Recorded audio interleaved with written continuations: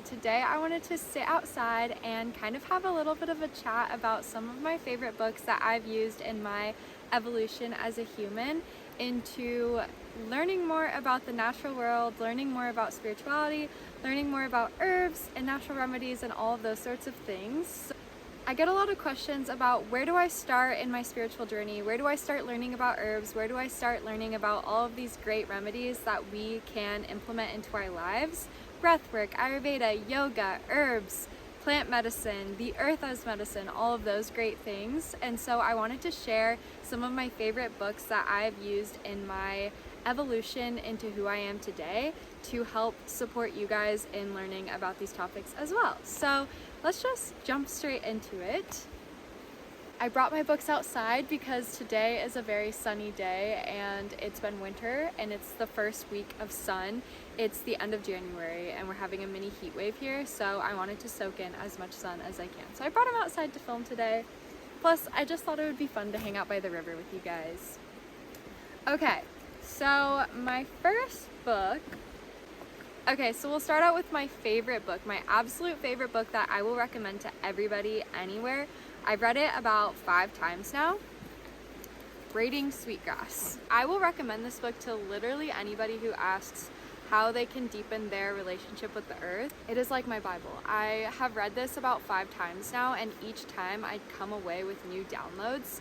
It is a book where poetry meets ecology, and it's absolutely brilliant. Robin Wall Kimmerer, I believe that's how you say her last name, is an absolute genius. She is an Indigenous woman who also studied ecology in college, and so she has a very unique perspective on ecology. She bridges the gap between Indigenous cultures and their view of the land versus scientific views of the land, and she does it very beautifully. She talks about it in a very poetic way where we envision ourselves essentially braiding the hair of the earth, braiding sweetgrass, and kind of bridging that gap between how people believe that humans are harmful to the earth and how we actually are caretakers of the earth. And she talks about how this viewpoint that we need to live separate from the earth and view nature as a destination rather than as a place that we need to live within is actually what's harming our bodies, the body of the earth, and all living things on the earth. So I definitely recommend this book.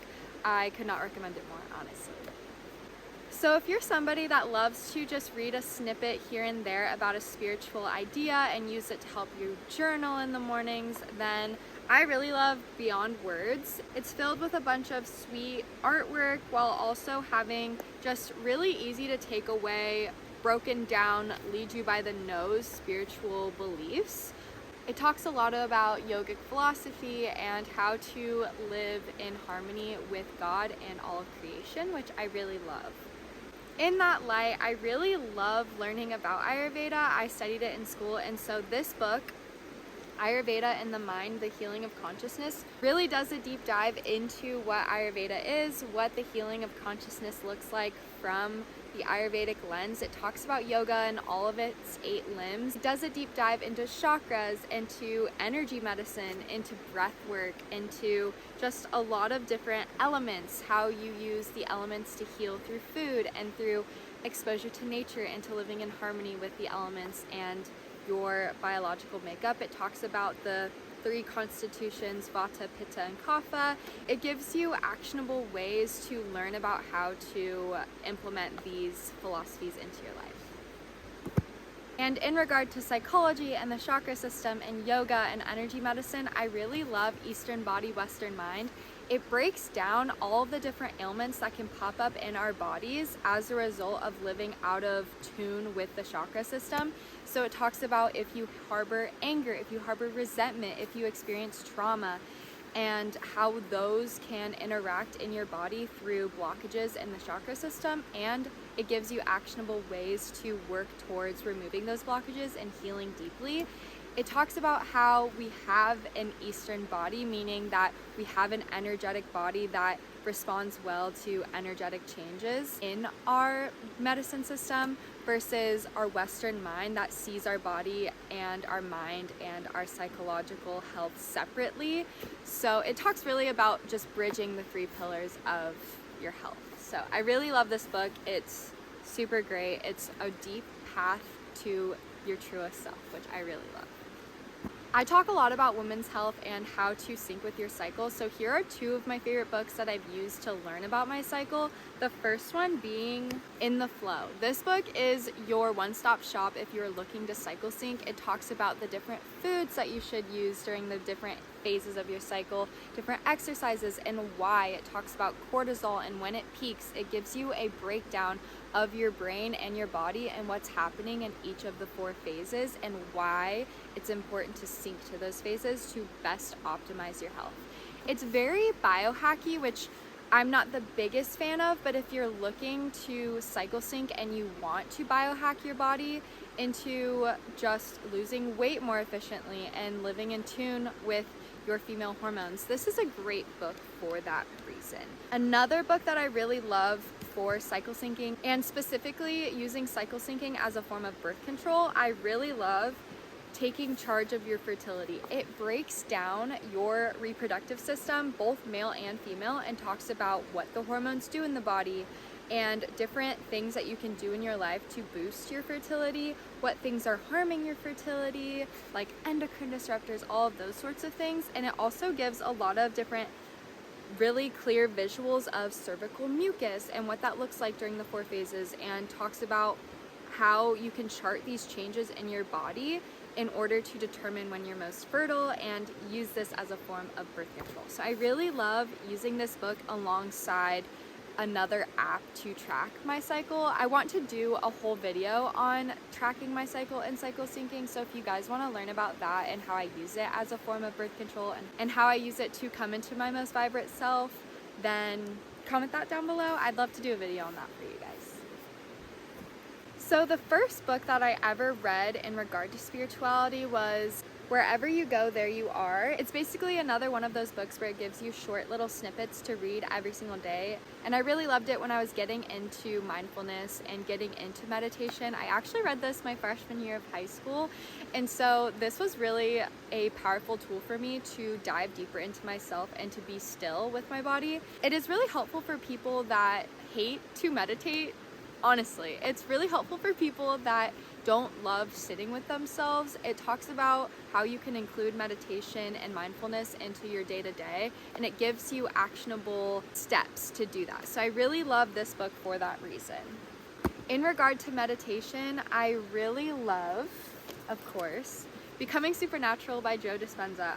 I have bookmarks in all of these books because I'm rereading a lot of them, but Becoming Supernatural by Joe Dispenza is a great book. I really recommend it if you're somebody that's looking into trying to transform your life at the neurological, psychological level, the metaphysical level. It really talks about how we are energetic beings and how we have the capacity to change our reality no matter what. This book fell into my lap when I was dealing with a really challenging health condition, and I kind of hit rock bottom thinking that things weren't going to change, that this was just going to be how I was feeling. My mental health, my physical health were just at an all-time low, and this book fell into my lap. I started listening to his meditations, and I started to truly embody the version of myself that I wanted to become, and I started to become grateful for the opportunity to become that version of myself.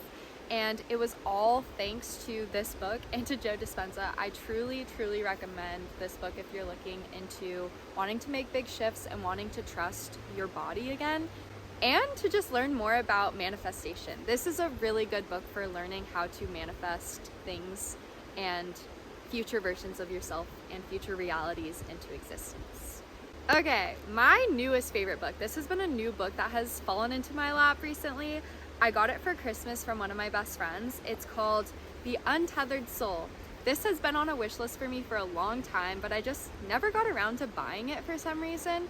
I don't know why. It took me so long to read this book, but I cannot recommend it enough. This book is so beautiful. It basically breaks down who we are at a core level. It strips back all the layers that the ego has placed on our outlook on who we are. Going back to our name, our identity, the boxes that we put ourselves in, the boxes that other people put ourselves in, and really stripping it down to us being an energetic force, us being a part of nature, and that none of these labels that we put onto ourselves are permanent, and once they leave, it's important that we still have that core space of who we truly are. And it really just stripped back all of the dramas that I feel like dictate the majority of my day. And so I found a lot of peace through this book. I definitely recommend this book if you're looking for peace in your life. The 4 Agreements. I originally listened to this book on audio, and I really like it on audio. I don't know, not all books I love listening to on audio because I cannot really dive into them, but this book is really good on audio because it's just 4 different agreements that you should really incorporate into your life. And this book, I have sparked up so many conversations with people over. I will literally just be in a town and somebody will be reading this book, and you can drop into the deepest conversation just by noticing what other people are reading. So anyways, that's a little bit of a tangent, but it's basically a code of conduct for you to live your life by, but loosely. Like, it's not a strict code of conduct. So I really recommend this book if you haven't read it yet. I feel like everyone and their mom's read this book, but if you haven't, it's a good one. This book is kind of a hidden gem. I stumbled upon this book when I was living in Hawaii, and I was at a bookstore, and it was just kind of laying in the book section near Braiding Sweetgrass, and I was like, if it's in the same book section as Braiding Sweetgrass, maybe I'll like it. I definitely love this book. Basically, it's from a man, Scott Stillman, who travels the earth and really connects deep to the earth and carries you along with him through his experiences while backpacking in deep nature. And he kind of strips away a lot of words that are unnecessary and gives you the straight facts. He never really embellishes, but it's so beautiful the way that he truly just gives you the straight facts of the situation in a very poetic, beautiful way. He uses nature as a way to...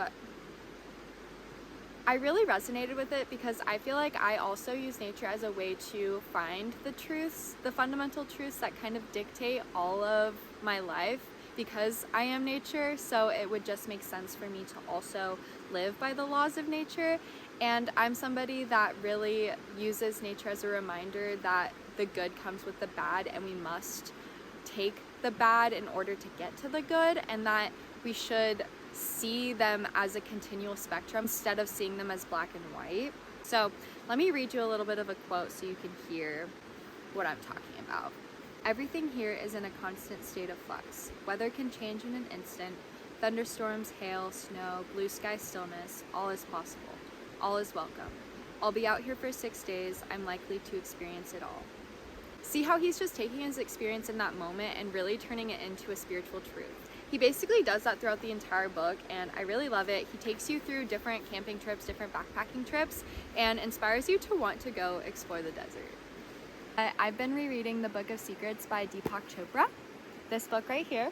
It is a wonderful book for just incorporating into your morning routine if you're somebody that likes to journal or drop into a meditation practice. I feel like it can really inspire some deep downloads and a lot of thought in regard to the disposition of the universe and our place within it. It kind of bridges the gap between the dark and the light and showing us the importance of the shadows, and also it talks a lot about how we can drop into a state of expansion because the disposition of the universe is to expand, and how we keep ourselves from expanding, the different ideas, the different thought patterns, the different limiting beliefs to keeping us in this idea that we are limited and that we are bound. But it really strips those back and teaches us that we are limitless and that we know no bounds. I definitely really recommend this book for an integrated practice if you love to have little actionable steps. Okay, so the end of this video, I'm going to be basically giving you guys my favorite books on herbal remedies and natural remedies. So first things first, I wanted to share the first book I ever got in regard to herbal remedies, and that is this little visual reference guide. It gives you a lot of easy to use actionable steps to integrating herbs into your life. It bridges science and traditional uses of the herbs. So I definitely recommend, if you're somebody that is coming from a Western medicine background and you're new to herbalism, this is a great one for that. It basically gives you the herb, gives you the Latin name, it tells you its medicinal uses, the parts used, the key actions in it, if it's estrogenic, if it's adaptogenic, if it's anti-inflammatory, if it's an astringent, all of those key things. And then it also will tell you what exactly it is used for traditionally and in the body. It'll also give you other uses that are like kind of fun and more traditional. It will tell you different chemical compounds that are in the herbs, which are really cool to learn about, because some of those chemical compounds are actually found in other medicines, which is cool. It also will tell you where it's grown and if there's a lot of research in regard to that herb. So I think it's really beautiful for people who are coming from a scientific background and are less into the energetics of herbs. Okay, the next book, which is more traditional and has a lot of good information, is The Lost Book of Herbal Remedies. It talks a lot about the traditional uses of herbs, how you can identify herbs out in nature. It gives you the Latin name as well. It gives you a lot of information about the history of the herbs and what exactly the herbs are used for in the body now and what they used to be used for in the past. And it's really cool to see the correlations between the two. It does give you a lot of recipes for each herb, which is really cool.